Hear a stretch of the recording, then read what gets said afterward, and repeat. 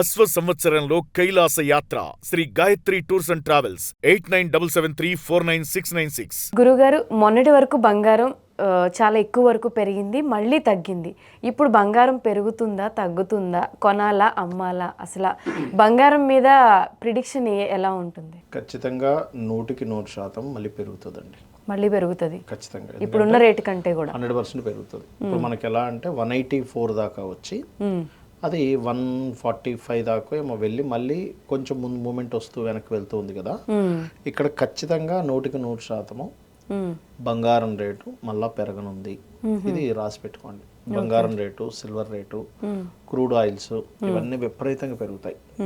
Because of next యుద్ధ సంబంధించినటువంటివన్నీ పెరగనున్నాయి కాబట్టి. అంటే ఇక్కడ ఏదో యుద్ధం ఏదో వచ్చి ఆగిపోవడం జరిగింది మనకు 2 months బ్యాక్. మళ్ళీ ఇక్కడ మళ్ళీ విపరీతంగా పెరుగుతుంది. ఇది యుద్ధం ఏదో 1 రోజు 2 రోజులు కాకుండా కొనసాగుతుంది విపరీతంగా. దీనివలన బంగారం మీద, వెండి మీద, కొన్ని మెటల్స్ మీద అండ్ క్రూడ్ ఆయిల్ మీద ఖచ్చితంగా ఎఫెక్ట్ పడుతుంది. దీనివల్ల ఆయిల్ దొరకకపోవడం, స్తంభించుకుపోవడం, రవాణా శాఖలు కొన్ని ఆగిపోవడం ఇట్లాంటివి కూడా జరుగుతాయి. వాటి వల్ల విపరీతంగా రేట్లు పెరగడం, పెట్రోల్ కానీ డీజిల్ కానీ ఇవన్నీ జరుగుతాయి.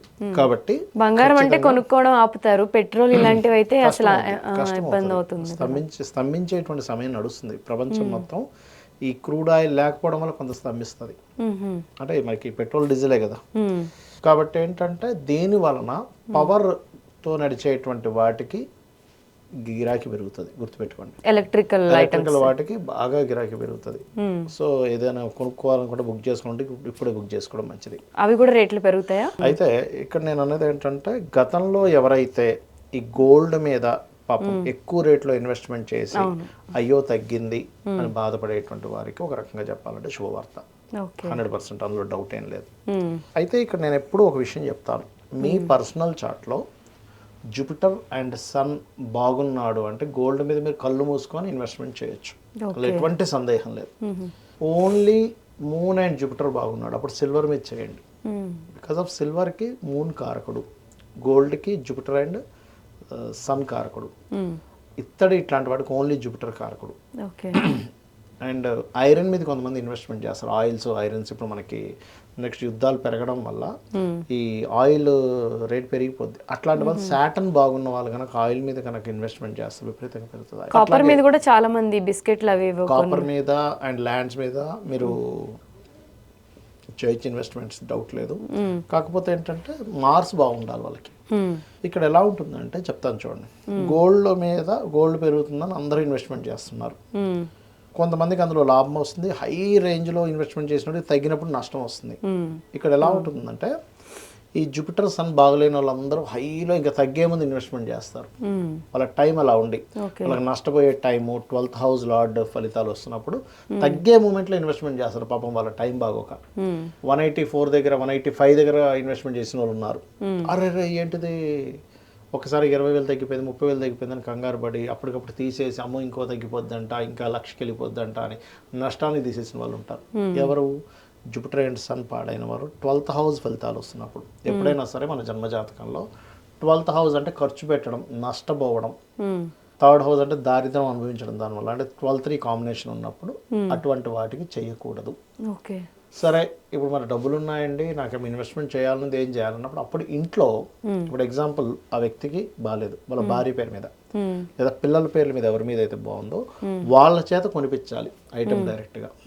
వాళ్ళకి ఆ డబ్బులు ఇచ్చేసి నన్ను కొనుక్కో, వాళ్ళ చేత కొనుక్కొని వాళ్ళ పేరు మీద రిసిప్ట్ కట్ చేసుకొని వాళ్ళ దగ్గర ఆ ఐటమ్ పెట్టుకొని ఇవ్వాలి. అప్పుడు ఏమవుతుంది, వాళ్ళ బలం వలన అది పెరుగుతుంది. ఇక్కడ జరిగే మిస్టేక్ ఏంటంటే వీళ్ళ జన్మజాతకంలో గోల్డ్ మీద ఇన్వెస్ట్మెంట్ చేయకూడదని ఉంటుంది, ఇటు పోయి గోల్డ్ మీద ఇన్వెస్ట్మెంట్ చేస్తాడు.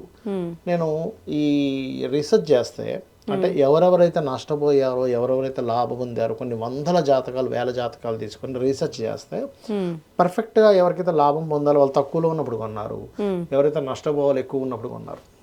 సో ఫస్ట్ మీరు ఈ సూత్రం అర్థం చేసుకోగలిగితే ఆటోమేటిక్గా సెట్ అవుతుంది, వాళ్ళు లాభం పొందుతారు. నేను అనేది ఏంటంటే ఒక మనిషి తన జీవితంలో ఒక జాబ్ చేసో లేకపోతే వ్యాపారం చేసో సంపాదించడం ఒక ఎత్తు అయితే, ఒక ఇన్వెస్ట్మెంట్ చేసి సంపాదించడం అదొక సెకండ్ ఇన్కమ్. ఇప్పుడు ఒక ల్యాండ్ కొన్నాం ఉదాహరణకి, ఇక్కడ నుంచి అవుట్స్కర్ట్స్లో ఒక 20 లక్షలు పెట్టి ల్యాండ్ కొన్నాం. 30 లక్షలు ఎంతో పెట్టి ఒక హాఫ్ ఎకర్ ఎంతో కొన్నాం అనుకుందాం ఒకప్పుడు ఎప్పుడు. అది సడన్గా 4-5 రెట్లు పెరిగేసరికి ఎంత అవుతుంది? ఆల్మోస్ట్ 1.5 కోటి అవుతుంది.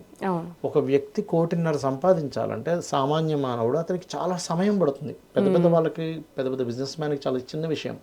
కానీ ఆ వ్యక్తి 1.5 కోటి సంపాదించాలి అంటే ఎంత కష్టం.